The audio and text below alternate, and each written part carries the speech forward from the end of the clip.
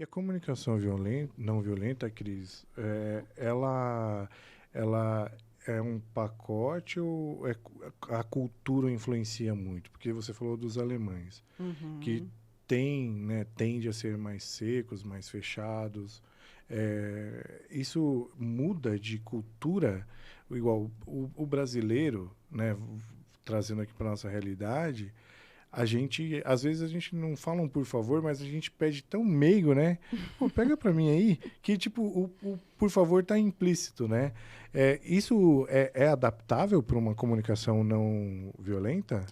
Sim, e principalmente porque na comunicação não violenta a gente tenta tirar todos os rótulos. Uhum, Então, para a gente é importante olhar o ser humano, seja ele alemão, seja ele brasileiro, argentino, turco, né? A uhum, gente olha para o ser humano, que os rótulos eles limitam. Se você olha para um alemão sempre dessa forma, uhum. você pode perder a oportunidade de De fazer conhecer algo diferente. características diferentes dele, né? Sim. Mas como a Então, gente aplica a PNL? Porque, como você disse, o ser humano não importa a origem dele, né? Mas, por uhum. exemplo, no trabalho, né? O PNL é a comunicação. A comunicação não violenta. Para simplificar o nome, a gente pode falar CNV. CNV, Isso, aí boa. fica mais curtinho. Porque, assim, como a gente fala, a gente trabalhou, eu trabalhei, o Thiago continua, no mundo corporativo, você também teve sua experiência empreendedora, né? Uhum. E no trabalho a gente tem muito conflito, Sim. excessivamente até. E para piorar, as pessoas elas são vaidosas, são prepotentes, né? Na maioria das Ego. vezes não querem resolver o problema, elas querem brigar mesmo, né? Então, como se aplicaria? Qual um exemplo, por exemplo? Por exemplo, é bom, né? Um exemplo no trabalho. O que seria a comunicação não violenta? E como corrigir isso? Tá. Primeiro, é uma mudança de olhar. Então, tudo isso que você falou de pessoas prepotentes, vaidosas. Então, a comunicação não violenta convida a olhar para as pessoas também como pessoas, tirando esses rótulos também, né? Uhum.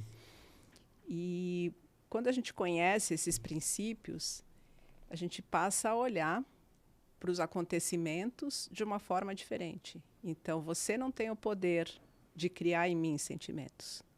Você faz algo e sou eu que sinto. Então, isso está em mim. Mas não Então, sou eu sou o causador desse seu sentimento. não, Não? não. Então, você faz algo. Hum.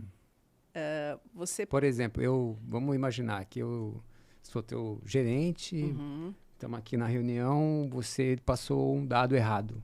sim. Pô, Cris, de novo? Cris, eu já falei para você várias vezes e está se repetindo de novo. Sim. Por favor, tem como você parar com isso? Foi bem agora, hein? Foi. Ok, eu posso ficar muito assustada, muito triste, mas de repente o Thiago, que está na mesma reunião, se ele escutasse isso de você, talvez ele não ligasse. Falei com a minha mão, Chicão. Então, está em nós, né? Faz sentido. é, Ele jogou sentir a algo. ignorância dele, né? Sim, E vai de você absorver ou não. sim. Você pode falar, puta cara babaca, e falar, tá bom, Sim. pode deixar que eu... Não, mas Então, a CNV convida a gente a sair de um modelo de buscar o culpado ah, e buscar ir para a responsabilidade, mas de que forma, né? Olhando para as necessidades das pessoas. Mas, Cris, Então, é instintivo, né?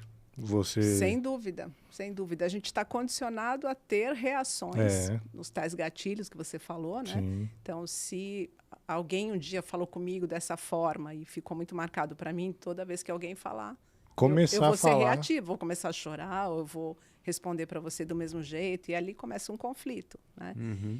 E a CNV convida a gente a parar de olhar para isso. O Chico me magoou, o Chico me deixa triste, né? E eu vou começar a olhar para o que eu sinto.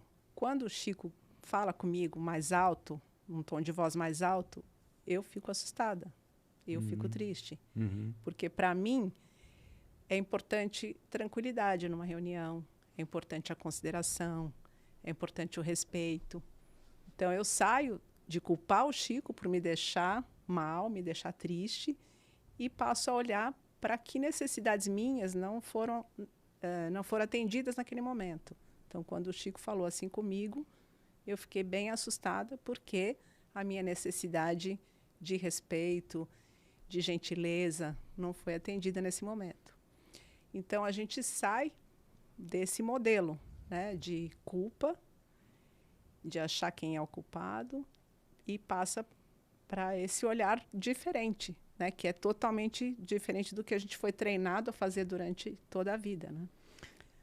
Então, até interessante o break, né? Uma coisa que a gente pode utilizar, né, para sair desse modo reativo, né, fazer esse break, para daí respirar e se conectar com o que está sentindo naquele momento. É um baita exercício, né? Porque geralmente, você falando aí, eu já vi o Chico muito agressivo várias vezes. Não, mas assim, no mundo corporativo ele é tenso, né? E Selvagem. E quando as coisas não estão indo muito bem, acaba que respinga para muita gente. E aí, quando a gente está, por exemplo, numa sala de reunião, uma pessoa tem uma atitude infeliz e a outra pessoa absorve e trata da melhor maneira, é muito melhor, né? Do que se igualar, por exemplo, né? Sim, e o que acontece nesse caso, né? Você fala absorve e trata da melhor maneira. Essa pessoa, ela se conectou com a pessoa que foi agressiva de alguma forma, tá? Então, normalmente a gente tem algo para resolver e a gente parte direto para a resolução. Então, estou eu aqui, quero resolver, o outro está aqui, quer resolver. Então, a gente parte direto para a resolução. E, às vezes, as ideias são conflitantes.